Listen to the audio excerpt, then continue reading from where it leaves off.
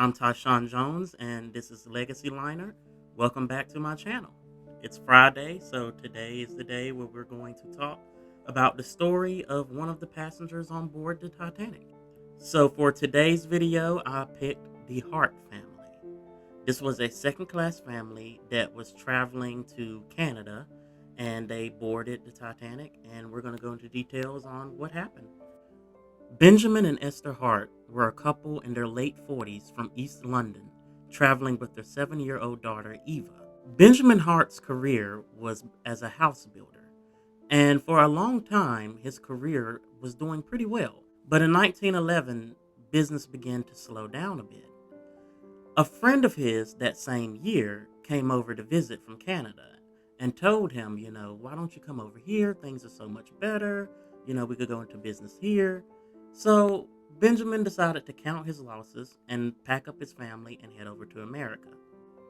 The moment that he told his wife Esther of this decision, she had a terrible premonition that something bad was going to happen. And she begged him repeatedly over the next couple of months to stop this trip because something just wasn't sitting right with her. When Benjamin originally booked the trip, he had planned on traveling on the Philadelphia to get to America. But there was a coal strike going on around this time, which caused a lot of vessels to cancel trips. So the next vessel that popped up as an available option was a second-class passage on board the Titanic. This, of course, excited Benjamin. He'd get to travel on this new liner that everyone's talking about.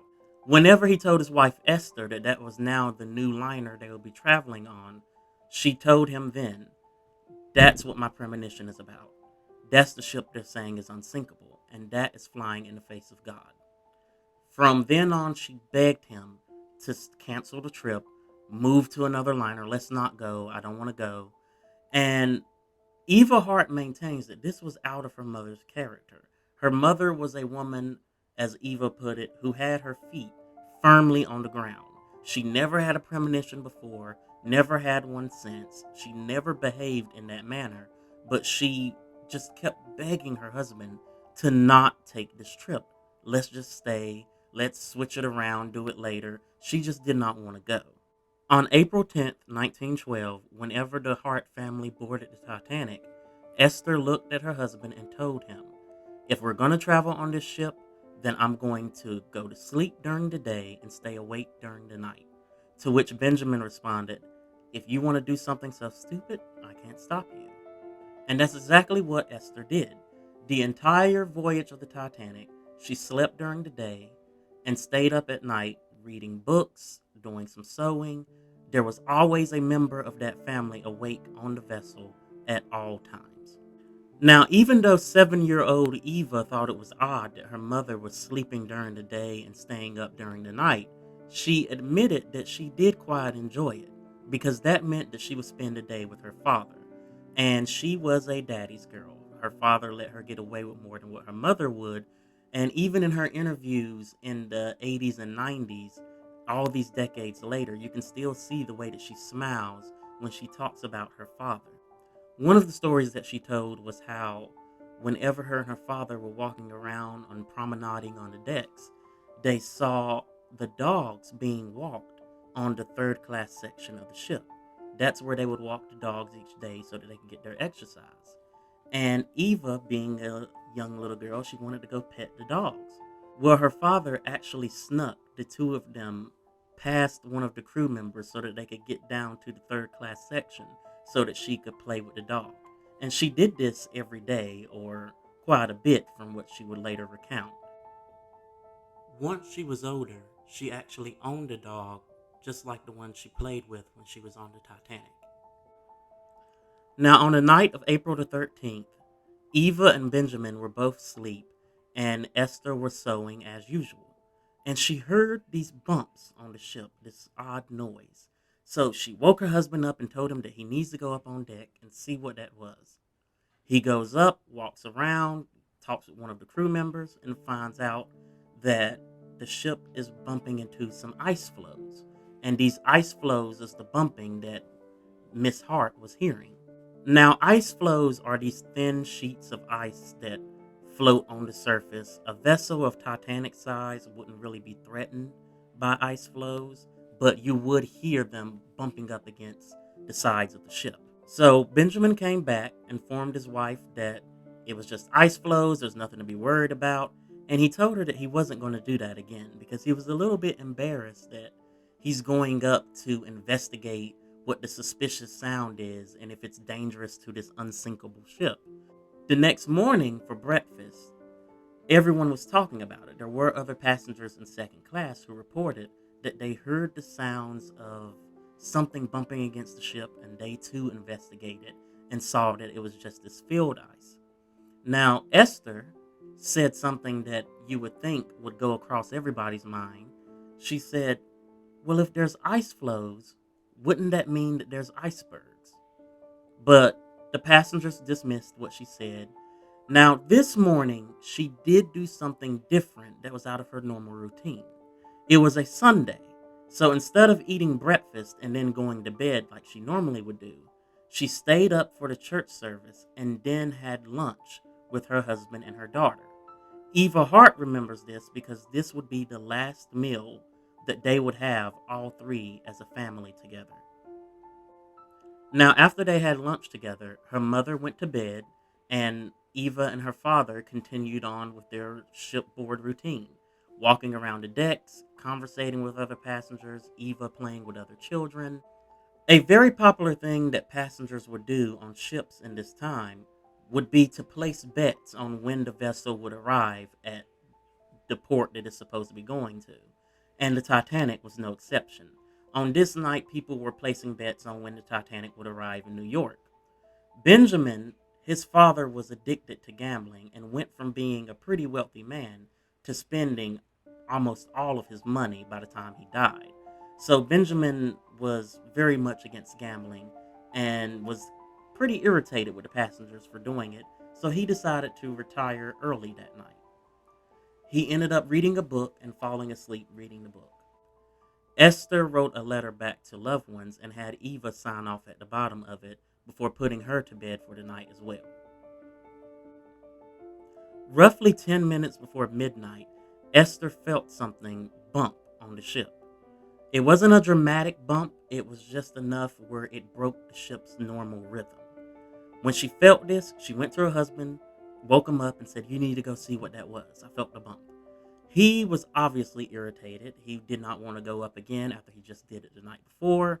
But she literally grabbed him and dragged him out of the bed and said, you need to go see what just happened. While he was going up angrily to go investigate, she went and started getting Eva ready. She woke her up and was trying to get her dressed, but Eva was not having it. She was a 7-year-old. It was midnight. She was like, leave me alone. I don't want to get dressed. Benjamin ended up coming back into the cabin, and when he came back in, he said, we need to go up on deck.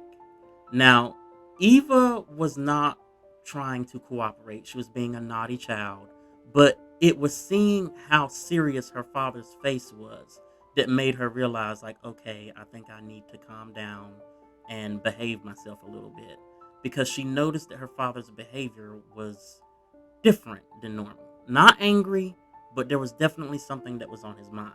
Once they got on deck, Benjamin told Esther to wait right here and don't let anyone move you. He went and talked to an officer to figure out what was going on with the ship. When he came back, he told Esther, they're going to put the women and children into lifeboats and you'll be back by breakfast. So he took his wife and daughter, loaded them into a boat, helped some other women in, and made no attempt to get in himself. He told Eva, hold mommy's hand and be a good little girl. When the boat started to lower, Eva started screaming, realizing that her father wasn't going to get into the boat with her. Whenever they got into the boat, there weren't a lot of passengers up on deck, so everything was pretty calm whenever they were loaded into the boat. It wasn't until they were in the water and rowing away that they began to hear some of the panic on board the ship. Now, I highly recommend that you look at Eva Hart's interviews, because even though she was only 7 at the time, she was very observant and paid attention to everything that was going on around her. She heard the people running around on the decks. She heard the band playing Nearer My God to Thee. She saw a mystery ship close by, and she said it wasn't just a light on the horizon. You could see the outline of it. It was a ship.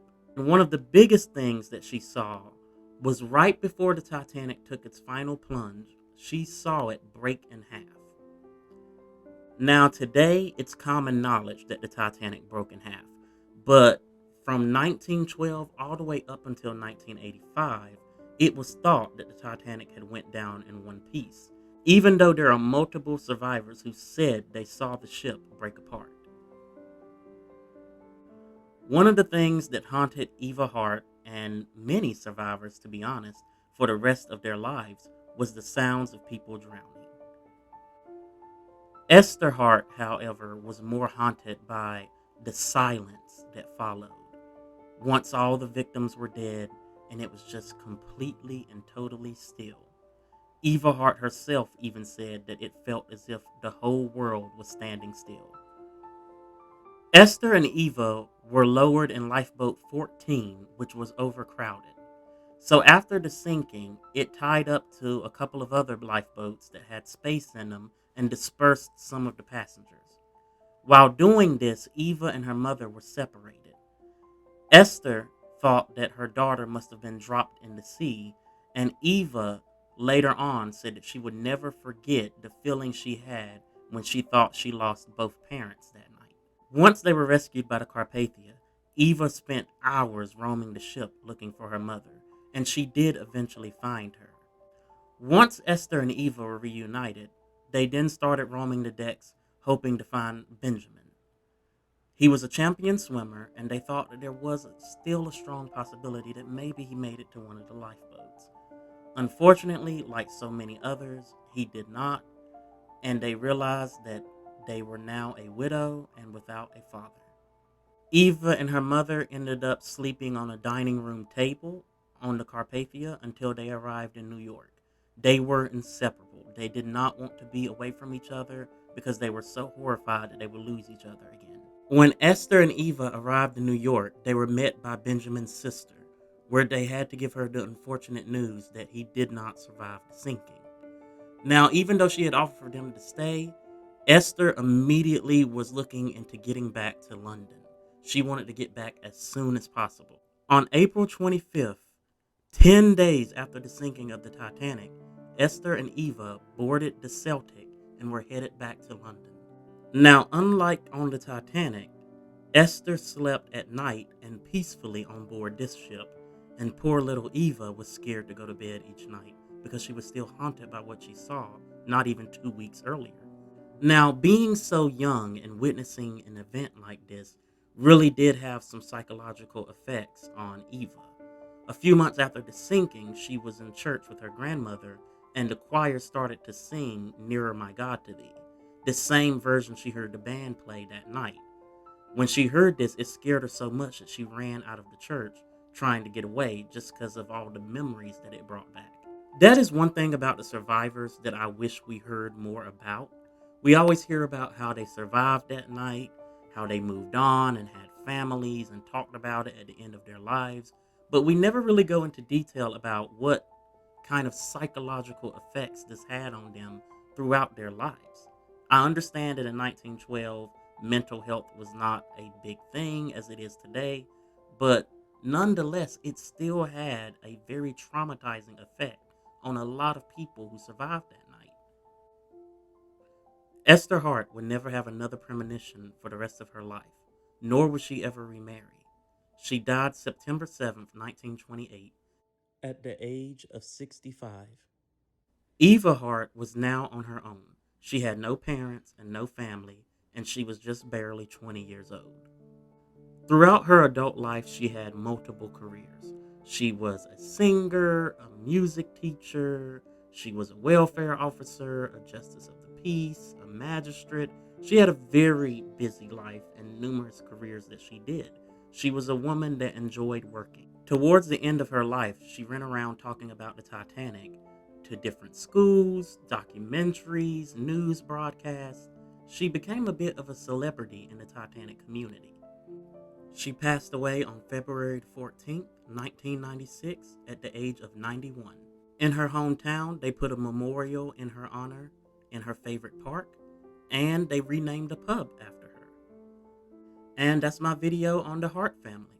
Come back next week where we'll talk about one of the third-class families on the Titanic. And to end the video, I would say one of my favorite quotes from Eva Hart. Whenever she was asked how does she feel about the Titanic, she said, "She was a beautiful ship. She looked so lovely. And that's how we ought to remember her." Thanks for checking out my video. Come back next week.